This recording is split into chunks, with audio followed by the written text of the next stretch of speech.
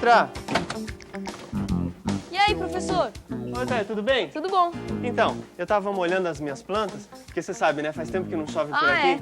Vamos lá comigo? Vamos Fazer lá. companhia? Uhum. E você, hein? Conta de bom. Tudo bem. Mas eu tô vendo que água aqui tem aos montes, hein? Ainda Em bem, né? compensação, lá em casa tá tudo racionado. Não brinca. Mas peraí, por que tá acontecendo? É que parece que a companhia de água vai fazer um concerto na minha rua Sei. e precisou cortar o abastecimento do quarteirão inteiro. Ah, mas peraí. A sua casa tem caixa d'água, não tem? Não, tem caixa d'água. Sim. Mas o problema é que a minha mãe tá com medo que essa água acabe. Por isso, lá em casa, ela baixou um decreto. Ah, é, que qual dita, é? banho agora só de 10 minutos. 10... Mas, Caio, 10 minutos é tempo suficiente para se tomar um ótimo banho, não? Ah, imagina, nem bem você entrou, já tem que estar saindo. Mas ruim mesmo deve ser aquele pessoal no meio do deserto, né? Não tem água nenhuma.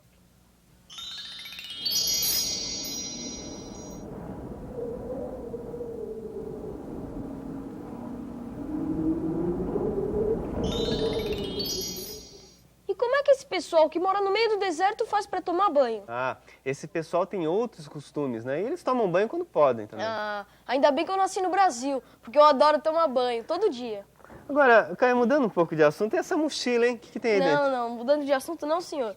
O que tem aqui é toalha, sabonete, roupa limpa. Acho que eu já entendi. Você tá querendo usar o meu chuveiro, não é isso? Será que não é muito abuso? Não, claro que não. Fique à vontade, tá? A hora que Legal, você ó, quiser. minha mãe não tá sabendo de nada, ela saiu pra fazer compras, hein? Tudo bem. Fique à vontade. Mas deixa eu ver. Engraçado como a gente só percebe como as coisas são importantes quando elas faltam, né? Isso daí é verdade. A gente só percebe que a água é importante quando ela falta. Eu sempre achei que era muito conforto esse negócio de receber água tratada no chuveiro, na torneira. E é mesmo. E eu sempre quis saber como que essa água chega até em casa. Ah, é mesmo? Bom, tudo começou com Torricelli, um cientista.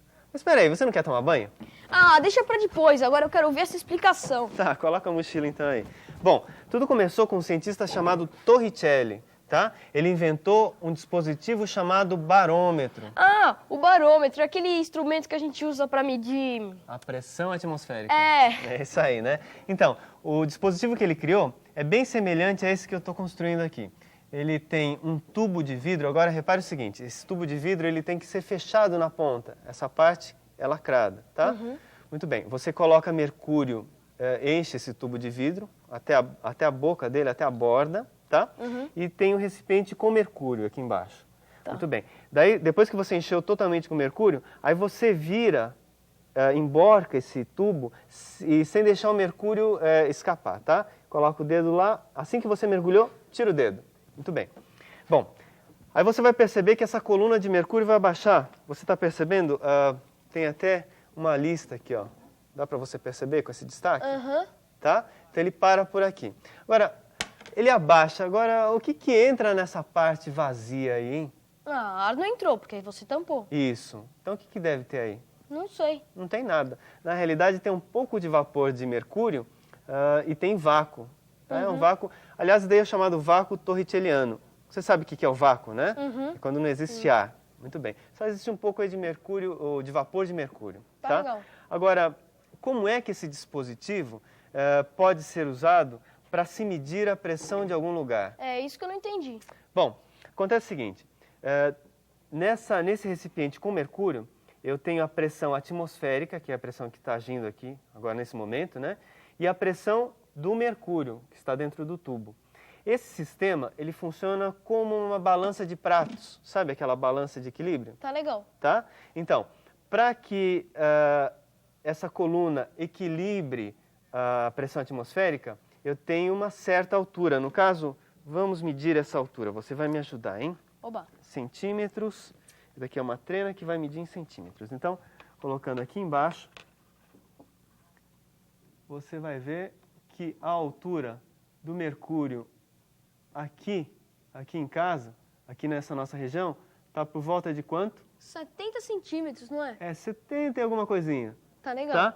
Então, veja só, existe uma pressão atmosférica aqui na sala aqui de casa, aqui nessa nossa região, que equivale a 70 centímetros de mercúrio. Ou seja, a pressão que 70 centímetros de mercúrio exercem nessa base aqui do mercúrio equivale à pressão daqui do nosso local. Uhum. Né? Então, muitas vezes você ouve a pressão do ar medida em centímetros ou mesmo em milímetros de mercúrio.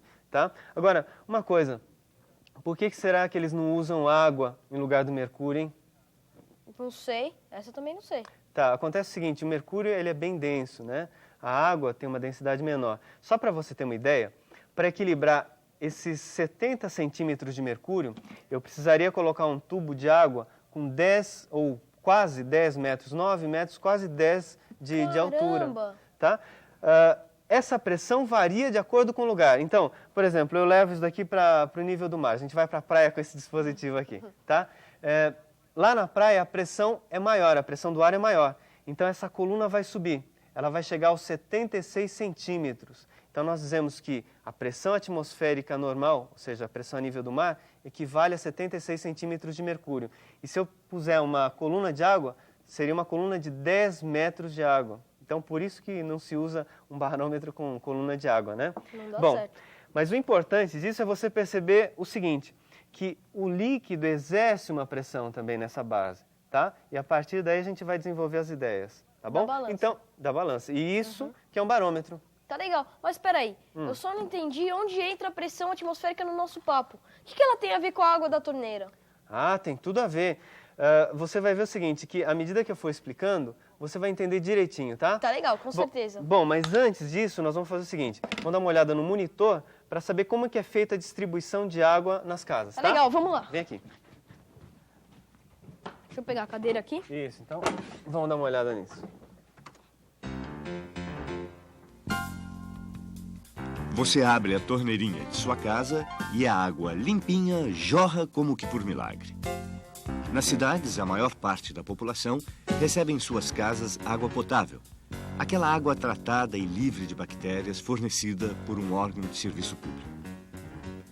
Para que isso aconteça, é preciso que as grandes caixas d'água que vão atender a área urbana fiquem sempre localizadas em posições mais elevadas ou numa mesma altura das casas ligadas ao sistema de abastecimento. Assim, a tendência da força da gravidade em atrair todos os corpos para o centro da Terra faz com que essa grande massa de água exerça forte pressão nas tubulações e canos d'água que alimentam as casas. Devido a essa pressão, a água caminha velozmente pelos encanamentos e enche as caixas d'água das residências e prédios, sem necessidade de outra força auxiliar, como motores ou bombas. Esse sistema, usado na distribuição de água das cidades, é conhecido tecnicamente por princípio dos vasos comunicantes.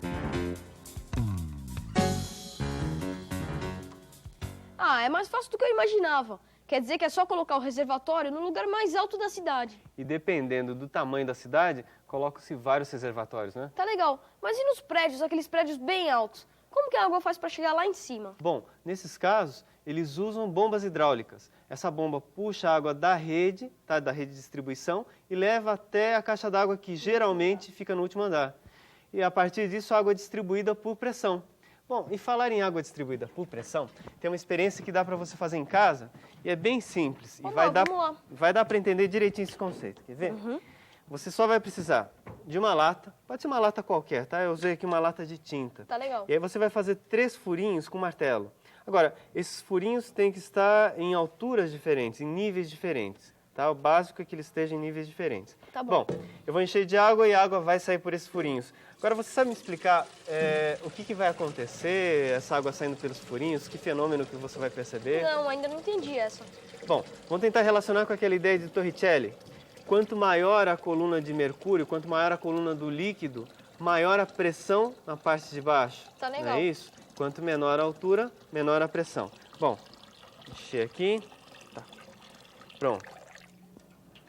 E eu acho que já dá para você descrever para mim o que está acontecendo aí. Ah, maior a coluna, maior a pressão, hein? Isso. Então quer dizer que lá embaixo a água vai sair com mais força. Ok. Ela vai mais longe, enquanto no furo de cima ela vai cair pertinho da lata. Então, a explicação é essa.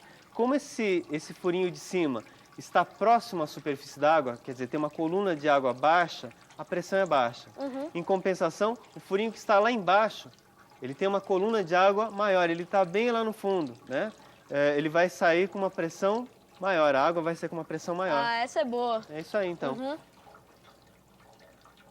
Ah, então quer dizer que a pessoa que mora no primeiro andar, lá embaixo, vai ter um chuveiro mais forte do que a que mora no último, lá na cobertura? Isso. É só você lembrar que a água vem lá da caixa d'água. E quem estiver mais embaixo vai receber uma maior pressão de água, tá? A pressão Tá chega legal. maior lá embaixo. Tá bom. Bom, você que é um bom nadador deve saber disso. Quando você mergulha na piscina, quanto maior a profundidade, não é maior a pressão nos seus ouvidos? Ah, é.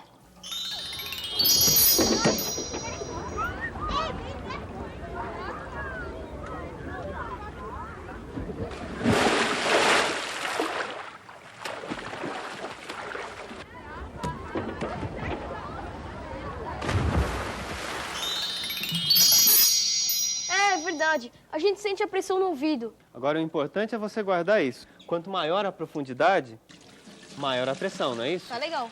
Bom, nós vamos aproveitar para fazer uma experiência e para eu mostrar para você como é feita a distribuição de água, só que você vai afastar essa fruteira para mim. Deixa Coloca na comigo. mesinha. Ah, tá? já vou catar uma maçã aqui pra mim. Muito bem. Tá aqui. Você já ouviu falar em sistema de vasos comunicantes? Não? Bom, aqui eu estou exemplificando com tubos de vidro. São tubos com diâmetros diferentes e formatos diferentes, né? Um está mais inclinado, outro está até bem torto, né? Esse primeiro tubo mais próximo aqui de mim vai fazer o papel da caixa d'água, tá bom? Que tem uma altura maior. Uhum. Esse tubo horizontal de baixo, ele vai fazer o papel da rede de distribuição, aquele tubo que leva água para as nossas casas. E cada tubinho desse vai fazer o papel de uma casa, de um prédio. Bom, esse recipiente aqui contém um líquido colorido, na realidade é água. Tá? Eu usei um corante para você poder verificar melhor em termos do nível. Tá bom. Muito bom. À medida que eu for distribuindo água, olha o que vai acontecer. Bom, eu vou primeiro preencher o sistema de distribuição. Então, a caixa d'água está fornecendo água. Você se lembra que a caixa d'água sempre tem que ficar num local mais alto, né? Tá legal. E está distribuindo água até chegar na sua casa. Agora tá quase enchendo. Está quase enchendo? Então, pronto, já chegou nas casas. Tá aí. Agora, repare um detalhe interessante. O que acontece com o nível do líquido em todos os tubos, hein? Ele é sempre o mesmo. Então, é por isso, é devido à pressão. Agora, você entende por que a caixa d'água sempre tem que ficar num lugar mais alto, mais elevado em relação à cidade? Tá legal. Para que essa água, pela pressão, consiga atingir as suas casas, né? Uhum. Ou as casas todas. Agora, imagine esse daqui um prédio, esse tubo aqui. Tá. Esse que está meio inclinado. A água não chega no último andar. Como é que eles fazem para que essa água chegue no último andar? Eles usam a bomba. É isso mesmo. Então, eles pegam uma bomba de água, puxam essa água da rede de distribuição, colocam numa caixa d'água que fica lá em cima, e essa água é distribuída como eu mostrei para você, de acordo com a pressão dela, né? Tá, mas agora eu vou fazer uma perguntinha só pra complicar. Então, mande. Como que funciona o sistema de esgoto? O princípio é o mesmo. Você tem esse sistema, tá?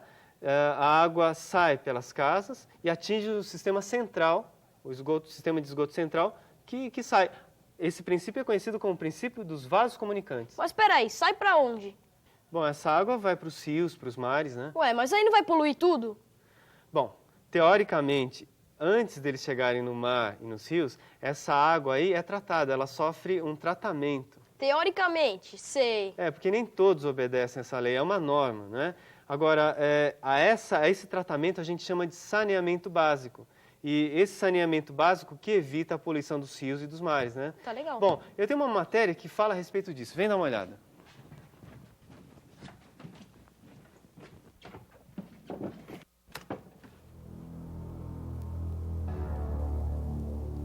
Nas cidades, o sistema de esgoto é muito importante para evitar a contaminação do solo, lençol subterrâneo e das águas superficiais.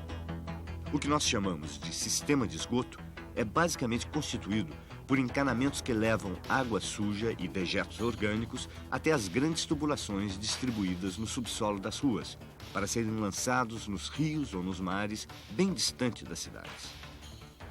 Nas redes modernas de esgotos, os dejetos passam por uma usina de tratamento, onde sofrem um processo de purificação e descontaminação, antes de serem lançados no meio ambiente, livrando mares e rios de poluição. A água é o veículo transportador de todo o resíduo que corre pelos esgotos, que por isso sempre são projetados de um ponto mais alto para um mais baixo, obedecendo ao princípio dos vasos comunicantes. Sem rede de esgoto, seria impossível a manutenção de uma vida saudável nos centros urbanos.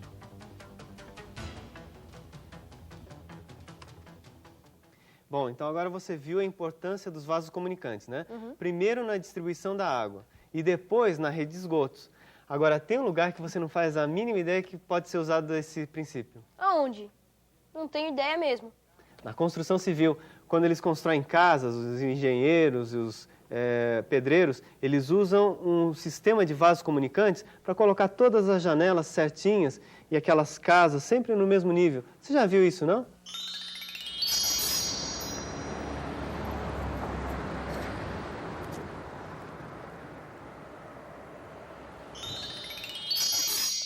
Claro que eu já vi. Aquelas casas sempre retinhas, certinhas.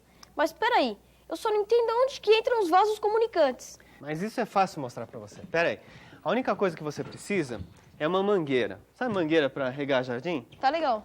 Bom, tá aqui. Através dessa mangueira, ela vai funcionar como um vaso comunicante.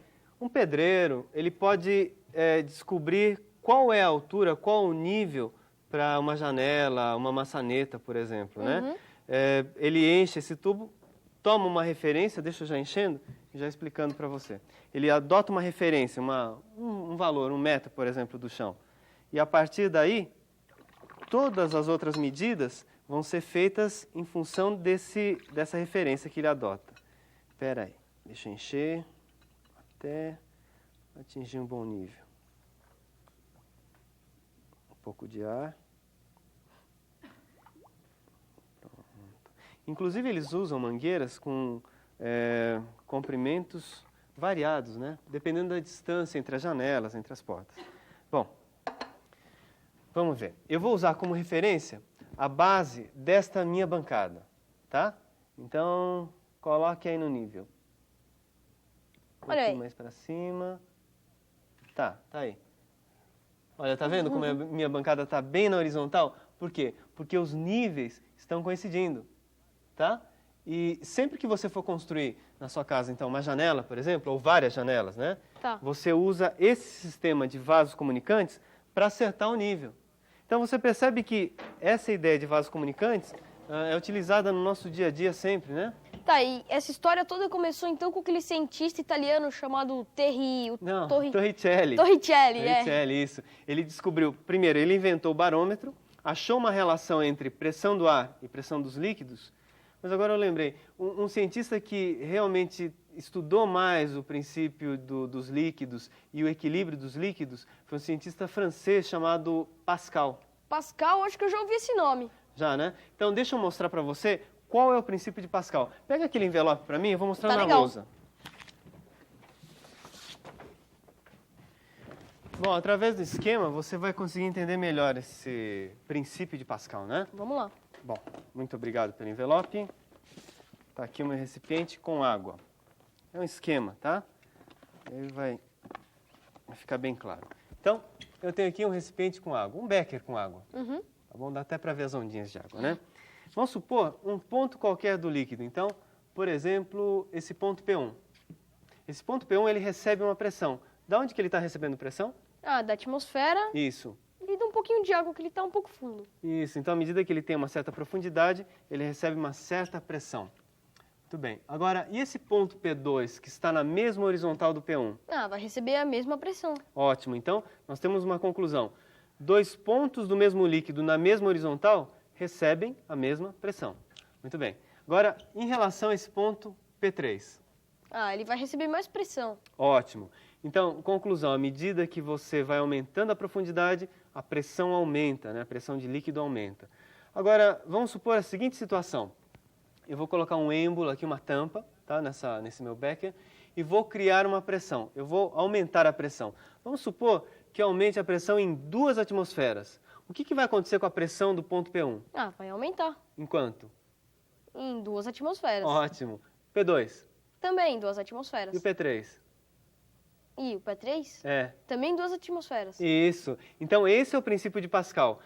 à medida que você acresce uma certa quantidade de pressão num líquido, você cria a pressão num determinado ponto, todos os outros pontos recebem o mesmo acréscimo.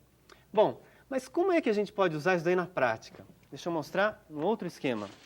Eu tenho aqui um esquema de um tubo em forma de U. Espera aí. Um vaso comunicante, né? Tá? Vaso comunicantes aqui. E você sabe que toda vez que eu coloco os líquidos, um líquido qualquer nos vasos comunicantes, o que acontece com o nível desse líquido? Ele fica sempre o mesmo. Isso, ele fica sempre o mesmo, né?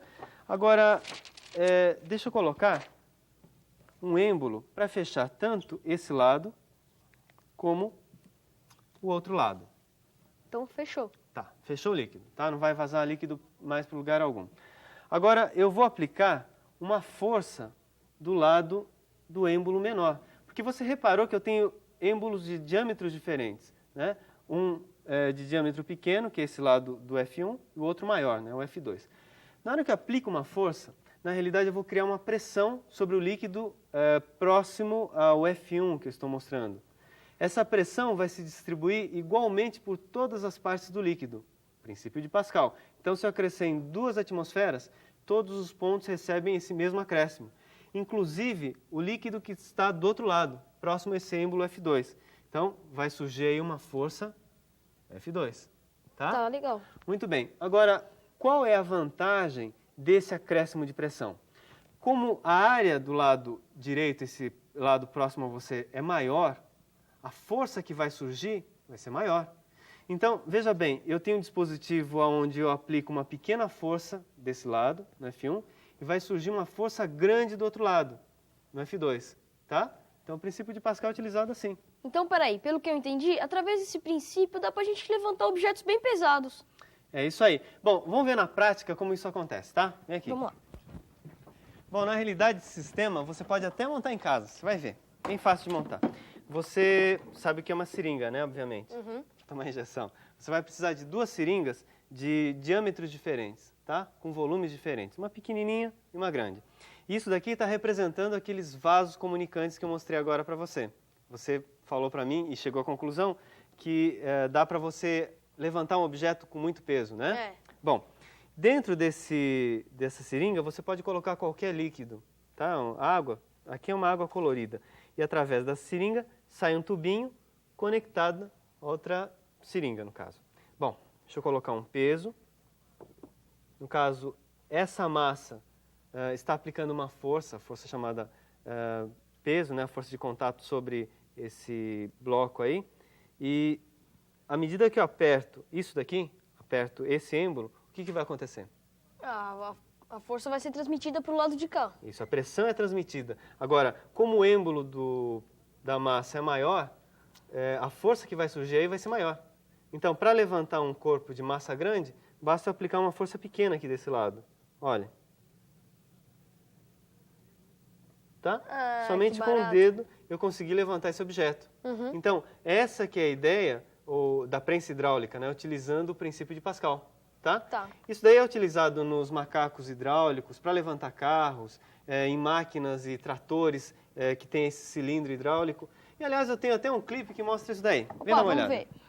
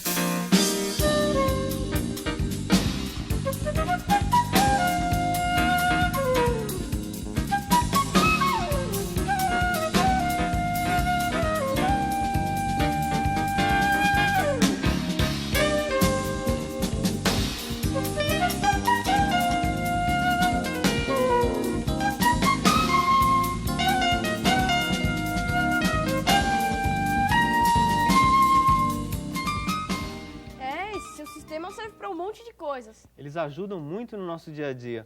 Bom, mas vamos aproveitar que nós estamos no computador e eu quero que você responda o teste do dia, tá? Então vamos lá.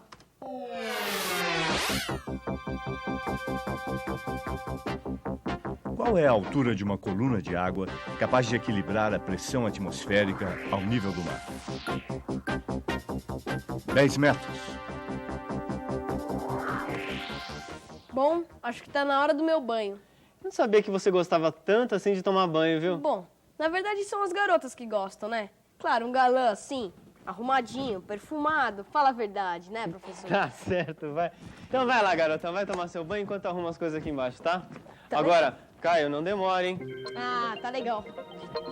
Mas não é possível. Quanto tempo? Ô, Caio, por favor, 45 minutos embaixo do chuveiro? Que é isso, rapaz? Você vai acabar com a minha água.